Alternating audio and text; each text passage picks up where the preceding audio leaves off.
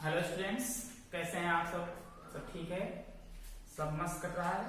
2 दिन लॉकडाउन के और बचे, दिल की धड़कनें बढ़ रही हैं कहीं 3 मई के बाद फिर से ना लॉकडाउन बढ़ जाए। लेकिन जिस हिसाब से स्थितियां लग रही हैं कि पेशेंट कम नहीं हो रहे हैं, उस हिसाब से तो लग रहा है कि आगे और बढ़ना चाहिए लॉकडाउन।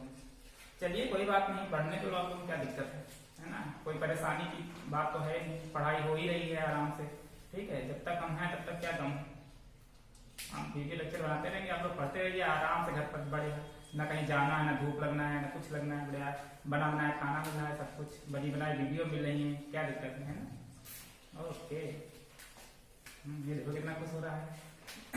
चलो, कल हमने होमवर्क दिया था मोल कंसेप्ट जो पढ़ाया गया था, और मोल कंसेप्ट में हमने कल होमवर्क आपको दिया था जिसमें कुछ मोल्स निकालने थे आपको।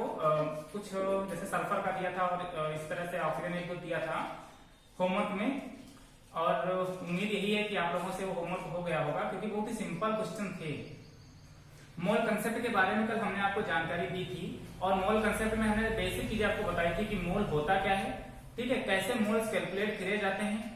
और मोल्स कैलकुलेट करने में हमने बताया था कि एक अवोगाड्रो नंबर की बात भी कही थी हमने कि एक मोल इज इक्वल टू क्या होता है, अवोगाड्रो नंबर। ठीक है, एक मोल में अवोगाड्रो नंबर के बराबर नंबर ऑफ एटम होते हैं। ठीक है, ये चीजें कल हमने आपको बताई थी। इसके अलावा कुछ क्वेश्चन दिए थे। अच्छा, एक ही टाइप हमने आपको मोल निकालने का बताया था, किसी के नंबर ऑफ मोल निकालने का एक टाइप बताया था कि आप उसके मोल कैलकुलेट कर लीजिए, उसके बेसिस पर आप उसको कैलकुलेट कर सकते हैं। लेकिन क्या मोल निकालने के और भी तरीके हैं? तो बिल्कुल, मोल क्या एक ही तरीका नहीं होता है मोल निकालने के, बहुत सारे ऐसे तरीके हैं जिससे हम मोल क्या कर सकते हैं, कैलकुलेट कर सकते हैं। ठीक है, जैसे मान लीजिए यहाँ पर क्वांटिटी कहीं कहीं पर ग्राम में दे रखी होती, किलोग्राम में दे रखी होती, तब तो चलो ठीक है, कैलकुलेट हो जाता है। लेकिन मान लीजिए जब गैस की बात करी जाएगी, गैस की, तो जैसे कोई चीज हमारे लीटर में दे रखा है, तो उसके मोल कैसे कैलकुलेट करोगे? तो जरूरी नहीं है कि मोल का एक ही तरीका होता है, मोल के बहुत सारे तरीके होते हैं कैलकुलेट करने के, वो हम आपको आज बताते हैं। ठीक है, चलिए कल वाला थोड़ा सा हम डिस्कस करते हैं। कल वाला फॉर्मूला हमने आपको ये बताया था कि अगर मोल आपको कैलकुलेट करने हैं, मोल अगर आपको कैलकुलेट करने हैं, तो मोल कैलकुलेट करने के बहुत सारे तरीके होते हैं। ठीक है, जैसे कभी कभी क्या होता है कि मोल जो कैलकुलेट करने होते हैं, तो कभी कभी आपको उसकी क्वांटिटी दे रखी होती है, कभी कभी इसकी क्वांटिटी दे रखी होती है। ठीक है, तब फॉर्मूला क्या बनाते हैं? कभी कभी आपको उसका मास दे रखा होता है, तो फॉर्मूला क्या बनाते हैं? और कभी कभी अगर आपके पास में वॉल्यूम दे रखा है तो क्या होता है? अच्छा, ये वॉल्यूम वाला जो सिस्टम होता है, ये केवल गैस के लिए फॉलो होता है। ठीक है, तो ये हमारे पास 3 सिस्टम। मास वाला हमने बताया था। देखो होता क्या है कि जैसे आपको मास कैलकुलेट करना है यहाँ पर किसी का, तो ऊपर तो गिवन चीज दी रखी होती है, और नीचे आपको जैसे यहाँ पर जैसे क्वांटिटी की बात है, तो क्वांटिटी के लिए नंबर ऑफ मोल निकालने का फॉर्मूला क्या होता है? Number of mole is equal to quantity, जो क्वांटिटी आपको दे रखी है वो क्वांटिटी आप ऊपर रख दीजिए, डिवाइडेड बाई, यानी कि जो क्वांटिटी आपको दे रखी है, क्वांटिटी कुछ भी हो सकती है, क्वांटिटी का मतलब सबसे मात्रा, जो क्वांटिटी आपको दे रखी है वो क्वांटिटी ऊपर रखिए, और नीचे क्या होता है? Avogadro number. और अवोगाड्रो नंबर की वैल्यू आपको पता होनी चाहिए, कल हमने बताया था 6.023 इंटू 10 टू पावर 23। ठीक है, ये अवोगाड्रो नंबर की वैल्यू होती है। तो ये फॉर्मूला बन जाएगा इसके लिए आपका। ठीक है, number of mole is equal to quantity upon ये। अच्छा, अगर किसी का मास दे रखा है तो कैलकुलेट करने का फॉर्मूला क्या है? तो इसके लिए क्या फॉर्मूला होता है? Number of mole is equal to, आपको जितना भी टोटल वेट आपको दिया होता है, टोटल वेट जितना भी दिया हो, डिवाइडेड बाई इसका मॉलिक्यूलर वेट, ये पुट कर देते हैं। ठीक है, मॉलिक्यूलर वेट। तो एक तरीका ये है टोटल वेट निकालने का। ठीक है, यहाँ पर कि number of mole is equal to total weight upon molecular weight. एक तरीका और है कैलकुलेट करने का, अगर गैस का कोई गैस का दे रखा है, तो समझ लीजिएगा कि एक चीज इसमें समझिएगा, एसटीपी। एसटीपी, ये जो वॉल्यूम का फॉर्मूला जो क्या कहते हैं लागू होता है, वो एसटीपी पे लागू होता है, मतलब स्टैंडर्ड टेम्परेचर प्रेशर पे लागू होता है। अब स्टैंडर्ड टेम्परेचर प्रेशर होता क्या है? तो देखो, जो स्टैंडर्ड टेम्परेचर होता है वो 273 केल्विन होता है। केल्विन एक एसआई यूनिट है टेम्परेचर की। ठीक है, अगर कभी एसआई यूनिट पूछे टेम्परेचर की क्या होती है, तो केल्विन। तो टेम्परेचर कितना होता है स्टैंडर्ड? 273 केल्विन। ठीक है, लेकिन जो प्रेशर हमारे पास होता है, स्टैंडर्ड प्रेशर कितना होता है? 1 atm, मतलब 1 एटमॉस्फेरिक प्रेशर जो होता है एक स्टैंडर्ड प्रेशर माना जाता है। ठीक है, तो ये एक वॉल्यूम है। अगर हम बात करते हैं कि एक एसटीपी पे किसी गैस का वॉल्यूम कितना होता है, तो एक स्टैंडर्ड टेम्परेचर पर जो किसी गैस का वॉल्यूम होता है वो होता है 22.4 लीटर। ठीक है, ये इसका वॉल्यूम होता है। एक स्टैंडर्ड टेम्परेचर प्रेशर पर 22.4 लीटर वॉल्यूम ml वॉल्यूम इसका होता है स्टैंडर्ड टेम्परेचर प्रेशर पर। तो इसके लिए फॉर्मूला क्या बन जाएगा, अगर नंबर ऑफ मोल कैलकुलेट करनी है, अगर इसके लिए नंबर ऑफ मोल कैलकुलेट करने हैं तो जितना वॉल्यूम, क्योंकि वॉल्यूम निकालना था, तो जितना वॉल्यूम आपको क्वेश्चन में गिवन हो वो ऊपर रख दीजिएगा और नीचे कितना कर दीजिएगा 22.4 लीटर। मतलब जो स्टैंडर्ड टेम्परेचर प्रेशर मतलब एसटीपी पर जो वॉल्यूम होता है गैस का, वो वैल्यू यहाँ पर क्या कर दी जाएगी, पुट कर दी जाएगी। तो मोल निकालने के कई सारे फॉर्मूले हमारे पास हैं। पहला फॉर्मूला ये है कि अगर आपको किसी की क्वांटिटी दे रखी है तो आप क्या करेंगे, number of mole is equal to quantity upon available number. ठीक है, अगर कहीं मास दे रखा है तब अगर आपको कैलकुलेट करना है तो नंबर ऑफ मोल का फॉर्मूला क्या हो जाएगा, total weight upon molecular wait. अगर कहीं वॉल्यूम दे रखा है, मतलब गैस में किसी का वॉल्यूम दे रखा है, तो फिर आपको पता होना चाहिए कि स्टैंडर्ड टेम्परेचर प्रेशर पर किसी गैस का वॉल्यूम 22.4 लीटर होता है।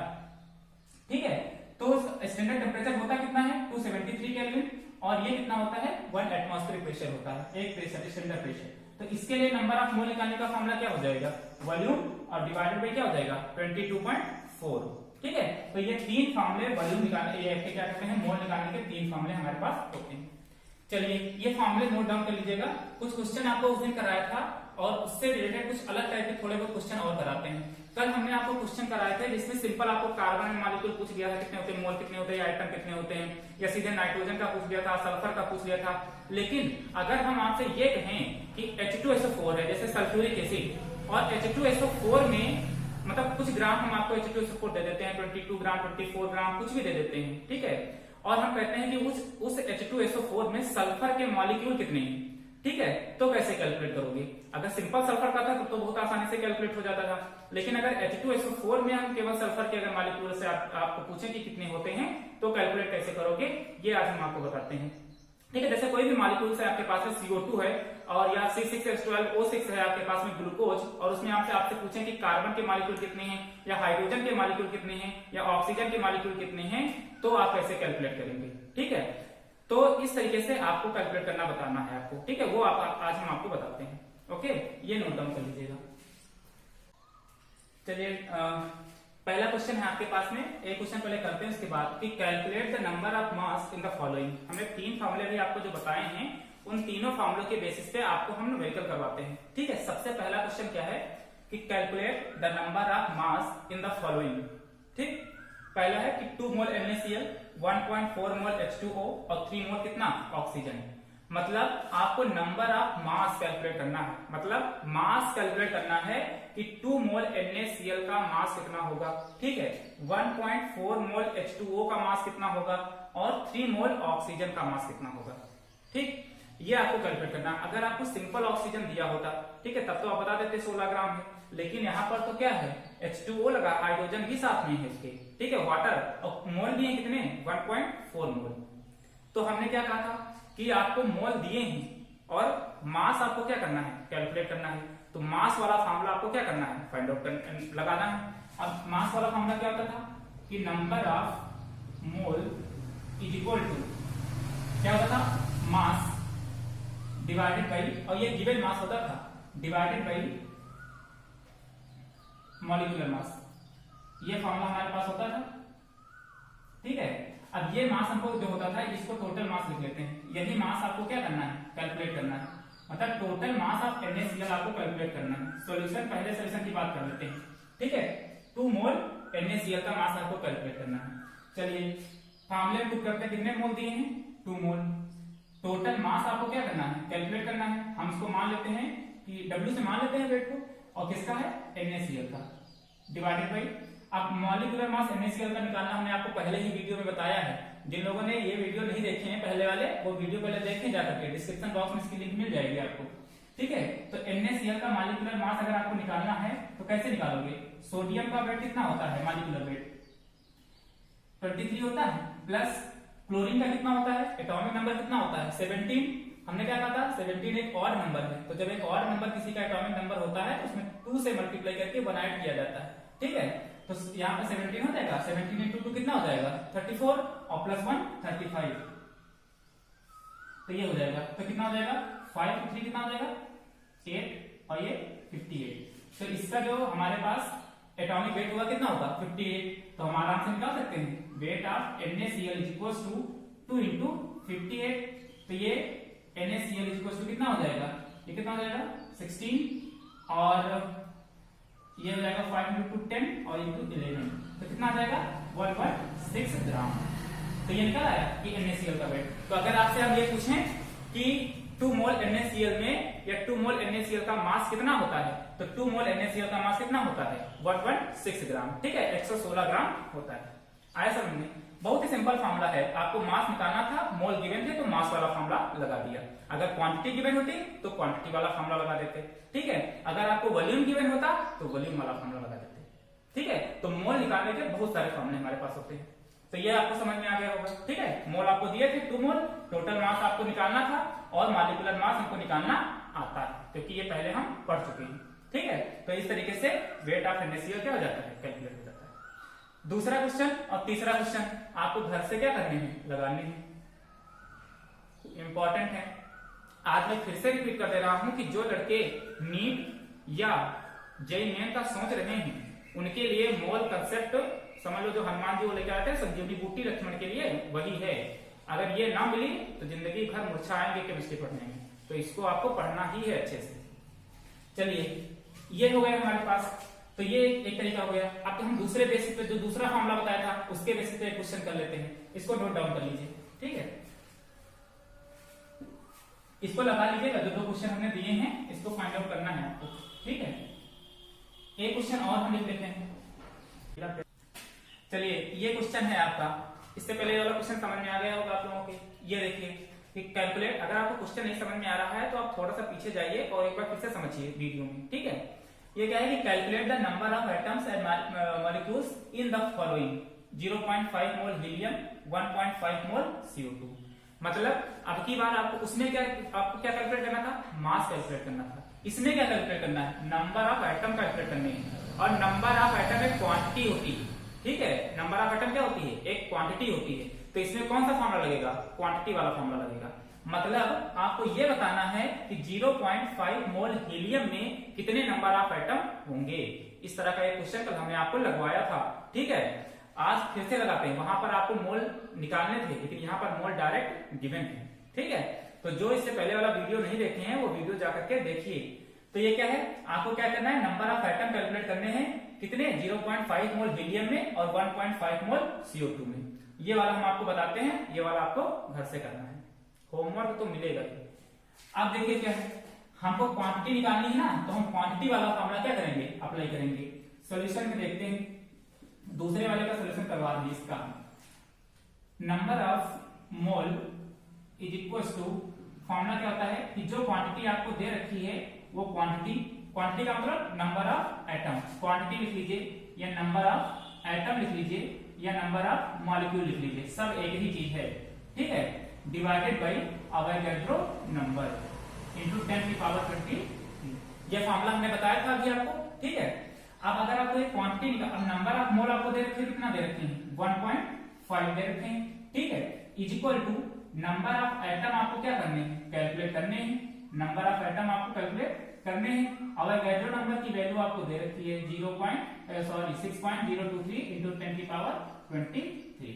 तो number of atom is equal to कितने हो जाएंगे, number of atom is equal to 1.5 into 6.023 into 10 की पावर 23 एटम, ठीक है। इसको मल्टीप्लाई कर लीजिए, मल्टीप्लाई हम कैलकुलेटर से करेंगे लेकिन आप लोग हाथ से करेंगे, ठीक है, क्योंकि हम बड़े हो चुके हैं, तुम लोग भी छोटे हो।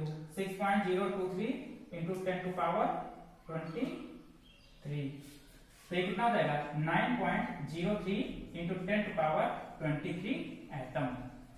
तो ये समझ में आ गया। आपको नंबर ऑफ एटम कैलकुलेट करने थे और नंबर ऑफ एटम एक क्वांटिटी है, इस वजह से हमने क्वांटिटी वाला फॉर्मूला क्या किया, कैलकुलेट किया, लगाया। और नंबर ऑफ मोल आपको 1.5 दिए थे, नंबर ऑफ एटम आपको क्या करने थे, निकालने थे। और ये अवोगाड्रो नंबर आपको पता है पहले से ही, ठीक है। तो number of atom equal to क्या है, इनको आपस में क्या कर दीजिए, मल्टीप्लाई कर दीजिए, तो आपको पता चल जाएगा कि कितने नंबर ऑफ एटम इसमें होते हैं। ठीक है, ये वाला क्वेश्चन आपको क्या करना है, घर से करना है। ठीक है, और अगर करने में कोई दिक्कत आती है तो हमने आपको बताया है हमारा नंबर 9792107671, आप इस पे कॉल करके मालूम कर सकते हैं। ठीक है, या व्हाट्सएप कर दीजिए, वहां पर भी आपको समझा दिया जाएगा। ओके, चलिए नेक्स्ट क्वेश्चन देखते हैं। चलिए दूसरा क्वेश्चन ये है, दो क्वेश्चन आपको इससे पहले वाले समझ में आ गए। ठीक है, देखिए अगर आपको कंफ्यूजन, देखिए कल जब हमने क्वेश्चन करवाया था ये नंबर ऑफ एटम वाला, मोल वाला, तो उसमें थोड़ा डिस्क्रिप्शन में बताया था कि प्रूफ कैसे होता है। अब वही चीज डायरेक्ट फॉर्मूला आपको बन गया है। ठीक है, तो आप किसी चीज को अगर आपको पहले उसका प्रूफ करवाना पड़ेगा आपको, तभी आपको डायरेक्ट फॉर्मूला मिलेगा। तो आप डायरेक्ट फॉर्मूला में पुट करके आप उसका आंसर निकाल सकते हैं। कल जो बताया था वो एक डिटेल में बताया गया था डिस्क्रिप्शन। ठीक है, चलिए दूसरा, दो तरीके हमने क्वेश्चन करवा दिए, एक क्वांटिटेटिव वाला और दूसरा आपके पास में क्या करवा दिया है, मास वाला। तीसरा क्या है, कैलकुलेट मोल्स। ठीक है, क्या क्या कैलकुलेट करना है, मोल्स कैलकुलेट करने हैं, नंबर ऑफ मॉलिक्यूल्स कैलकुलेट करने हैं and number of atoms of carbon and oxygen in 88 gram CO2। मतलब 88 ग्राम CO2 में कितने कार्बन एटम हैं और कितने ऑक्सीजन के एटम्स हैं। फिर से सुनिएगा, 88 ग्राम CO2 के अंदर कितने हमारे पास कार्बन हैं और कितने हमारे पास ऑक्सीजन के एटम हैं, ये आपको कैलकुलेट करना है। साथ साथ में आपको मोल्स कैलकुलेट करने हैं। अब यहाँ पर कैलकुलेट मोल्स कहा है, तो किसका मोल, CO2 का मोल। ठीक है, और नंबर ऑफ मॉलिक्यूल भी कहा है, तो नंबर ऑफ मॉलिक्यूल्स भी किसे कैलकुलेट करने हैं, CO2 के कैलकुलेट करने हैं। ठीक है, चलिए कैलकुलेट करते हैं। अब एक चीज समझिएगा, इसमें कौन सा फॉर्मूला लगेगा। सबसे पहले दिमाग में ये आना चाहिए कि कौन सा फॉर्मूला आपके पास में लगेगा। देखो क्या कहा है, 88 ग्राम CO2 दिया है आपको, 88 ग्राम CO2 दिया है, मतलब CO2 का क्या दिया है, मास दिया है। तो मास दिया तो फॉर्मूला कौन सा लगाएंगे मोल निकालने के लिए, मास वाला फॉर्मूला लगाएंगे। ठीक है, तो सॉल्यूशन की बात कर लेते हैं। सबसे पहला पार्ट हमको क्या कैलकुलेट करना है, मोल्स किसके, CO2 के। तो मोल्स अगर CO2 के कैलकुलेट करने हैं, इस क्वेश्चन को बहुत कायदे से समझिएगा। एक क्वेश्चन दूसरे क्वेश्चन से बिल्कुल ही अलग रहेगा, हर एक क्वेश्चन आपको ध्यान से समझने हैं। देखिए क्या है, number of moles is equal to, formula क्या होता था, टोटल वेट या गिवन वेट या टोटल मास, कुछ भी कह लो, डिवाइडेड बाई इसका मॉलिक्यूलर मास। और किसकी बात कर रहे हैं, मोल्स की, CO2 की। तो CO2 का टोटल वेट कितना दिया है आपको, 88 ग्राम। मॉलिक्यूलर वेट आपको कार्बन डाइऑक्साइड गैस का निकालना आता है। कार्बन का कितना एटॉमिक वेट, सॉरी 12, ऑक्सीजन का कितना होता है 18, और 2 इंटू हो गया है, ये गड़बड़ हो गया है, ये 16 होगा। ठीक है, क्योंकि ऑक्सीजन का 8 होता है ना, तो ये 16 हो जाएगा। तो ये आपके पास में हो जाएगा 32 और 12 हो जाएगा। 32 और 12 कितना हो जाएगा, 44। तो ये कितना आ जाएगा, 44 आ जाएगा। तो ये कितना हो जाएगा, 2 मोल। तो कहने का ये है कि number of moles of CO2 इन 88 ग्राम कितना, 2 मोल। ठीक है, 88 ग्राम CO2 में इसके मोल कितने होंगे, 2 मोल। ठीक, फिर से समझते हैं कि आपको क्या कहा था, calculate moles, number of molecules and number of atom of carbon and oxygen in 88 gram CO2। मतलब इतने ग्राम CO2 में आपको इसके मोल पहले कैलकुलेट करने हैं, फिर इसके नंबर ऑफ मॉलिक्यूल कैलकुलेट करने हैं, उसके बाद आपको क्या कैलकुलेट करना है, number of atom of carbon इसके अंदर कितने हैं और नंबर ऑफ ऑक्सीजन के एटम कितने हैं 88 ग्राम CO2 के अंदर। ठीक है, ये आपको कैलकुलेट करना था। तो ये चीज समझ में आया। तो नंबर ऑफ मोल कैलकुलेट करना था, total weight upon molecular wait formula लगाया, 88 ग्राम आपको दिया था क्वेश्चन के अंदर, और मॉलिक्यूलर मास कितना था, 12 कार्बन का और 2 ऑक्सीजन थे, और ऑक्सीजन कितना होता है 16।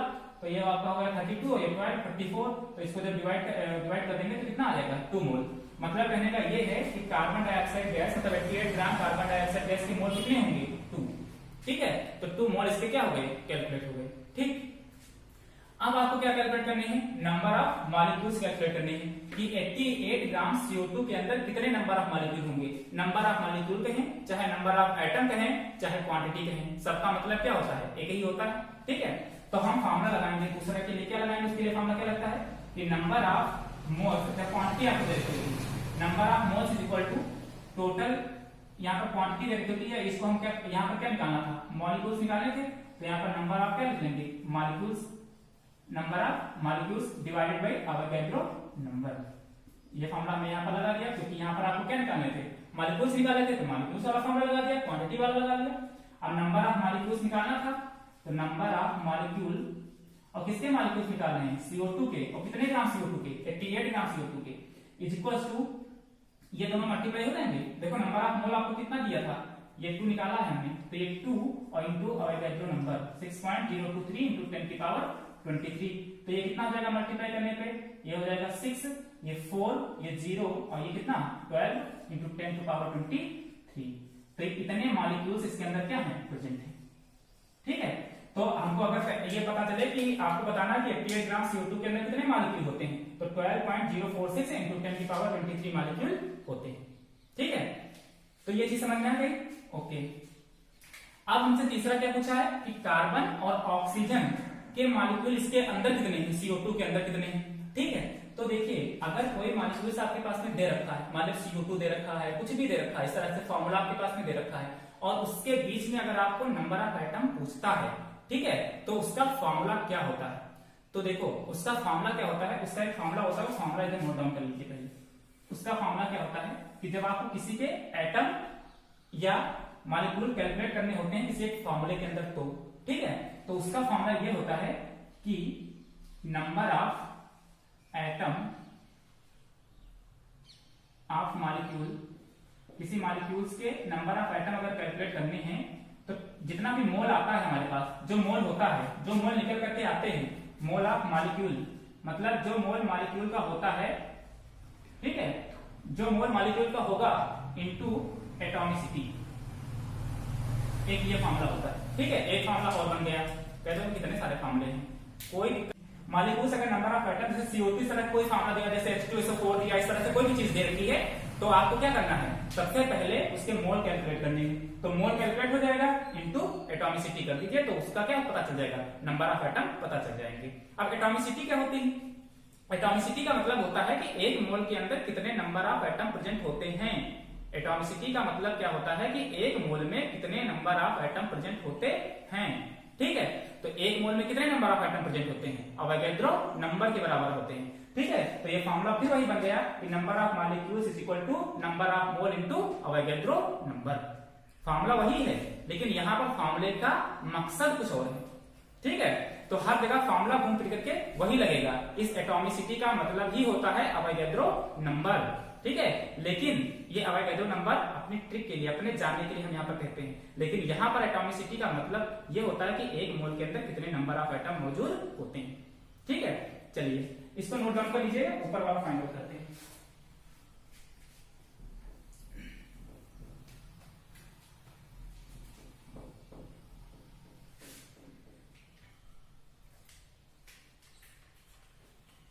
चलिए अब हम बात करते हैं कि कार्बन और ऑक्सीजन की, इस 88 ग्राम CO2 के अंदर कितने कार्बन हैं और कितने ऑक्सीजन हैं। चलिए पहले हम बात कर लेते हैं, तीसरे पार्ट की इसकी बात करते हैं। हम पहले बात करते हैं कि 1 मोल ऑफ CO2, एक मोल CO2 में कितने मोल कार्बन के, 1 मोल कार्बन का। ठीक है, 1 मोल कार्बन का और 2 मोल किसके, ऑक्सीजन के, 2 मोल ऑक्सीजन के। ठीक है, 1 मोल कार्बन डाइऑक्साइड गैस के अंदर 1 मोल किसका होता है, कार्बन का होता है, और 2 मोल किसके हैं, ऑक्सीजन के हैं। लेकिन 88 ग्राम CO2 के मोल कितने निकल के आए थे, 2। तो अगर 1 मोल CO2 के अंदर 1 मोल कार्बन और 2 मोल ऑक्सीजन होते हैं, तो 2 मोल कार्बन डाइऑक्साइड गैस के अंदर कितने होंगे, 2 से क्या करना पड़ेगा, मल्टीप्लाई करना पड़ेगा। ठीक है, चलिए फिर से समझते हैं, अगर नहीं समझ में आया कि 1 मोल CO2 के अंदर 1 मोल कार्बन और 2 मोल क्या होते हैं, ऑक्सीजन होते हैं, 1 मोल कार्बन डाइऑक्साइड गैस में। तो 2 मोल कार्बन डाइऑक्साइड गैस में कितने होंगे हमारे पास, 2 से मल्टीप्लाई करोगे। जैसे हम आपसे कह देते हैं कि एक पॉलीथीन के अंदर 12 केले हैं, एक पॉलीथीन के अंदर, क्योंकि केले का मौसम चल रहा है इस वजह से एग्जाम्पल बार बार वही आ जाता है और मुझे पसंद भी बहुत है। तो एक पॉलीथीन में पॉलीथीन का मतलब यहाँ CO2 से समझिएगा, एक पॉलीथीन में कितने केले, 12 केले। ठीक है, तो 2 पॉलीथीन में कितने केले, अगर उतने केले रखें तो 2 इंटू 12 कर देंगे, कितना हो जाएगा, 24 हो जाएगा। वही सेम काम यहाँ पर कि एक थैले में मतलब CO2 में कितने केले, 1 मोल कार्बन और 2 मोल ऑक्सीजन, कितने केले, तो 2 थैले में कितने हो जाएंगे, इसको 2 से क्या कर दो, मल्टीप्लाई कर दो, काम खत्म। ठीक है, आया समझ में? तो वही सेम 1 मोल CO2 में 1 मोल कार्बन और 2 मोल ऑक्सीजन, लेकिन हमने कार्बन डाइऑक्साइड गैस के मोल कितने निकाले थे? कितने निकाले थे? 2 मोल। तो 2 मोल में कितने होंगे इसको आपको क्या करना है? फाइंड आउट करना है। ठीक है, तो पहले हमको क्या कैलकुलेट करना है? Carbon, number of atoms of carbon, number of atoms of carbon. ठीक, तो हमने फार्मूला क्या बताया है? Mole of molecules.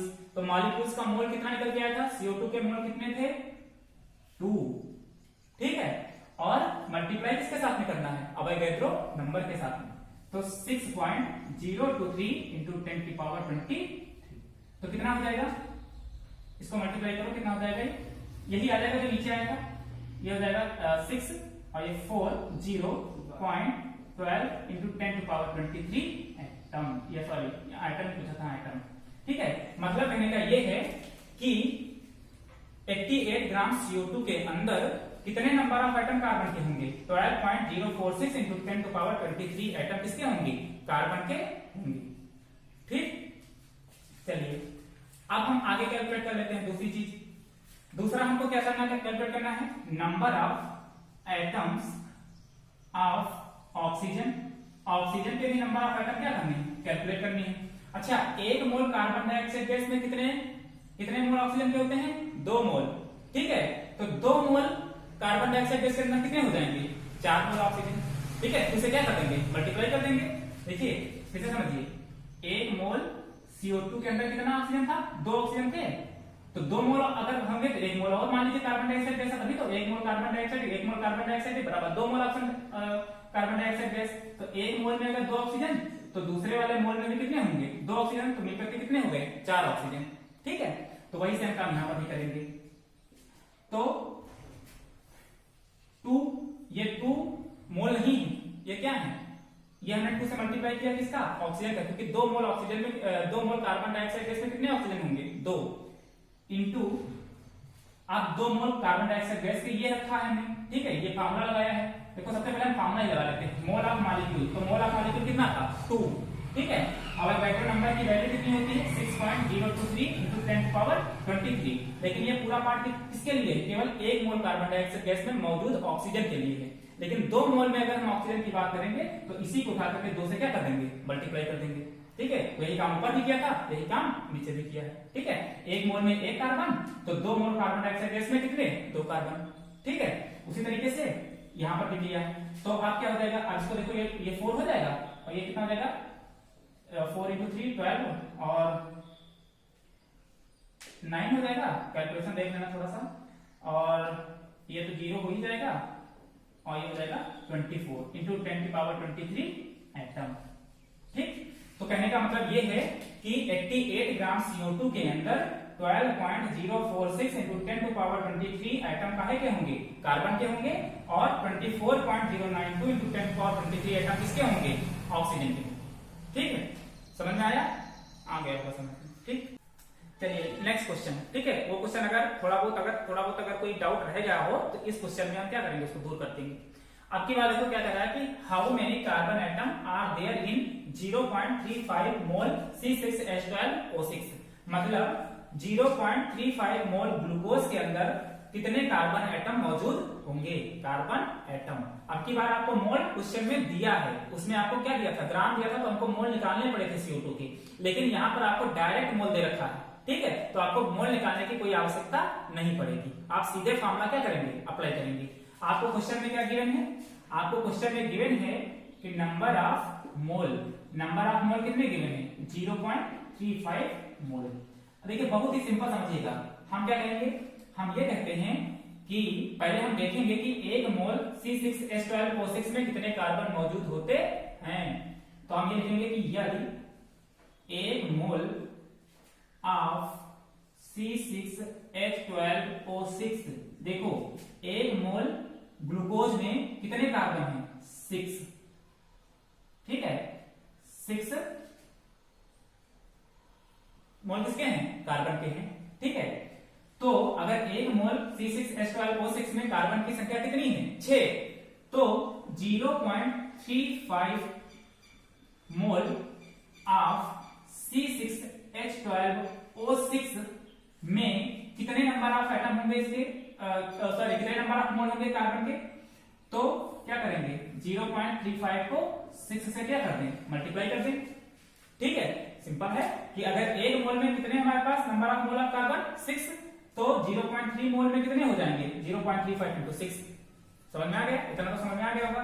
इसको मल्टीप्लाई करिए कितना हो जाएगा आपके पास में, इसको मल्टीप्लाई करिए कितना हो जाएगा, ये 0 हो जाएगा ये, और 6 × 18 19 20 21 मतलब 2.10 इतने मोल हमारे पास हो जाएंगे किसके 0.35 मोल ऑफ C6H12O6 में इतने कार्बन के क्या होंगे मोल होंगे। ठीक, अब आपको क्या कैलकुलेट करना था, आपको कैलकुलेट करना था कार्बन एटम कितने प्रेजेंट होंगे। तो number of carbon atom in 0.35 mole of C6H12O6 मतलब इतने मोल C12O6 में कितने कार्बन आइटम मौजूद होंगे। तो हम क्या करेंगे 2.10 इसके मोल निकल के आते कार्बन कितने होते हैं हमारे पास।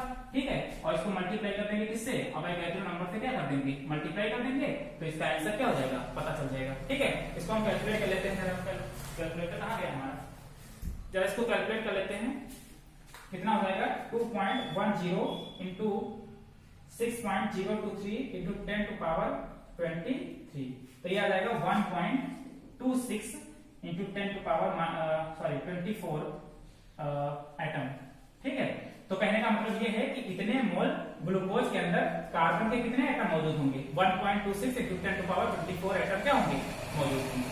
ठीक है, चलिए इसका आंसर थोड़ा मैच कर लेते हैं, आ रहा है कि नहीं 1.26 इंटू 10 टू पावर 3। ठीक, यहाँ पर लिख लीजिएगा 6 मोल कार्बन एटम, तो यहाँ पर कितने मोल इतने मोल कार्बन एटम। फिर से समझते हैं कि आपको एक क्वेश्चन में गिवन था कार्बन आइटम आपको कैलकुलेट करने थे कितने मोल में, इतने मोल में। आपको मोल अपनी बात क्वेश्चन में गिवन थे, मोल कैलकुलेट नहीं करने थे। तो हमने देखा क्या कि एक मोल कार्बन, इसमें एक मोल ग्लूकोज के अंदर कार्बन के मोल कितने हैं 6 मोल ऑफ कार्बन आइटम है, तो 0.3 मोल ऑफ ग्लूकोज में कार्बन आइटम की वैल्यू कितनी होगी, मल्टीप्लाई कर दिया इतने मोल कार्बन आइटम निकल आया। ठीक है, अब नंबर ऑफ कार्बन आइटम इतने मोल में निकालने थे 0.35 में, तो हमने क्या किया जितने कार्बन के मोल थे उतने कार्बन के मोल कर दिया, वही अभी जो फार्मूला बताया था मोल्स ऑफ जिसमें मोल निकल के आए थे इसके। ठीक है, और इनटू क्या कर दिया, अब जो नंबर बता एटॉमिसिटी से क्या कर दिया मल्टीप्लाई कर दिया, तो आंसर हमारे पास क्या हो गया फाइंड आउट हो गया। सिंपल है, कुछ सही नहीं। ठीक है, अगला क्वेश्चन हम आपको होमवर्क के लिए देते हैं, करने की कोशिश करिएगा। ठीक है, क्वेश्चन लिख लीजिएगा आप लोग,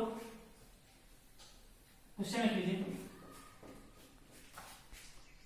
चलिए ये क्वेश्चन आपको घर से करना है कि calculate the number of moles, calculate the number of moles of H2SO4 and number of sulphur atom in 49 gram H2SO4।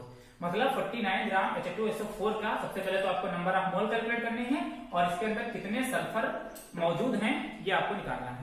बहुत सिंपल है, जैसे आपको करवाया है उसी तरीके से आपको क्या करना है फाइंड आउट करना है इसको। ठीक है, एक और आपको जो वॉल्यूम वाला बताया था वो भी क्वेश्चन आपको सॉल्व करवा दे रहे हैं एक, उसके बाद ये मोल कांसेप्ट आपका खत्म हो जाएगा। ठीक है, कह रहा कि लिखा है कि are standard temperature pressure 1.12 litre of a gas weight 20 gram, calculate its mole and molar mass. मतलब आपको ये कहा है कि 1.1 स्टैंडर्ड टेम्परेचर प्रेशर पर 1.12 लीटर गैस का मास दिया है कितना 22 ग्राम। जैसे हम आपसे कह दें कि आपको जैसे एक एग्जांपल देते हैं, आपसे एग्जांपल ये देते हैं कि हम कहें कि आपका वेट स्टैंडर्ड टेम्परेचर प्रेशर पर कुछ है। ठीक है, 50 ग्राम 60 ग्राम है, और 50 ग्राम का आदमी नहीं होता 50 किलोग्राम है। ठीक है, ऐसे कह देते हैं। ठीक है, तो फिर आपसे अगर हम आगे देखो क्या कह रहा था कि कैलकुलेट मोलर मास, तो अगर हम एक स्टैंडर्ड टेम्परेचर प्रेशर पर अगर हम आपका वेट बताते हैं, ठीक है कितना है, कितने मान लीजिए 50 किलोग्राम के हो या 60 किलोग्राम के हो, तो अगर हम और आपसे पूछें कि अगर आप कुछ साल के बाद आपका कुछ वेट और बढ़ेगा तो उस समय आपका स्टैंडर्ड टेम्परेचर प्रेशर पर वेट कितना होगा, तो कैलकुलेट करना हो उसी टाइप से थोड़ा सा समझिएगा। ठीक है, कि एक स्टैंडर्ड टेम्परेचर पर 1.12 लीटर की 1.12 लीटर गैस का जो वेट कितना दिया है 20 ग्राम, जबकि हमको क्या पता है, हमको पता है कि स्टैंडर्ड टेम्परेचर प्रेशर पर किसी गैस का वॉल्यूम कितना होता है 22.4 लीटर होता है, लेकिन यहां पर कितना हमने लिया है 1.12 लीटर केवल लिया है। ठीक है, तो सबसे पहले आपको वॉल्यूम वाली बात कर रहा है, तो हम मोल पहले सॉल्यूशन में देखो क्या करते हैं। सबसे पहले हमको क्या कैलकुलेट करना है, मोल कैलकुलेट करने हैं। तो मोल कैलकुलेट करने का फॉर्मूला क्या होता है, वॉल्यूम अपॉन 22.4। ठीक है, ये होता है। तो वॉल्यूम कितना हमारे पास है 1.12 और ये कितना दिया है 22.4। तो अगर इसको हम डिवाइड कर लें तो कितना हो जाएगा 1.12 डिवाइडेड बाई 22.4, तो ये हो जाएगा 0.05 मोल। तो ये मोल निकला है। अब हमारे पास क्या करना है, इसका मास कैलकुलेट करना है। तो हम क्या, हमको देखो ऐसे कैलकुलेट करेंगे ट्रिक से कि if 1.12 लीटर ऑफ गैस एक स्टैंडर्ड टेम्परेचर प्रेशर पर 1.12 लीटर ऑफ गैस का वेट कितना है 22 ग्राम है, तो स्टैंडर्ड टेम्परेचर पर इसका मोलर मास कितना होगा। तो स्टैंडर्ड टेम्परेचर प्रेशर पर हमको पता है कि 22.4 लीटर क्या है हमारे पास वॉल्यूम होता है। तो 22.4 लीटर ऑफ गैस का वेट कितना होगा, W होगा मान लेते हैं। उसके बाद इसको क्या कर दें, क्रॉस मल्टीप्लाई कर लें।